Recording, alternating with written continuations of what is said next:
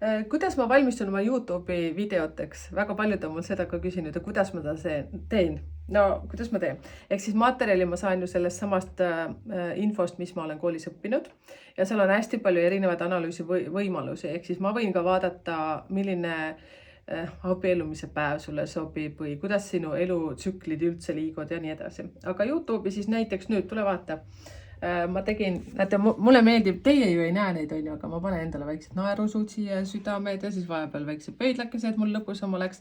Aga ma valmistan seda põhjalikult ette ja sa saad kusjuures seda mai ennustust nüüd seal YouTube'is ka vaadata, et käi vaatamas. Aga no, see näeb põhimõtteliselt niimoodi välja, et ma põhjalikult mul läheb selle teksti ette valmistamiseks umbes mingi a la, no kui ma teeksin korralikult, siis 1 päev, aga mul on oma asju siin vahepeal ka teha, siis ma valmistan endal valmis, näete, sellise väikse roboti, telefoni panen siia ja siis ma pean hakkama sedasi niimoodi piibi, vaatan, kuhu kohta see valgus mul täpselt sobib, on ju, siis ta pimestab mul silmi vahepeal.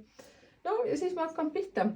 Ja siis muidugi, kui ma olen hoiatanud oma pereliikmeid, et ma hakkan filmima ja mis te arvate, mis siis juhtub? Siis te kuulete ka videotes, vahepeal üks koer ütleb midagi, siis vahepeal kolmekesi nad räägivad aktiivselt ja siis vahepeal mees unustab ära ja tahab midagi küsida ja siis ta ehmub ja paneb jälle uksi kinni. Aga noh, see nagu kuulub asja juurde. Aga tule vaata, mis mul sulle rääkida on siis YouTube'is. Tšau, see oli Merike.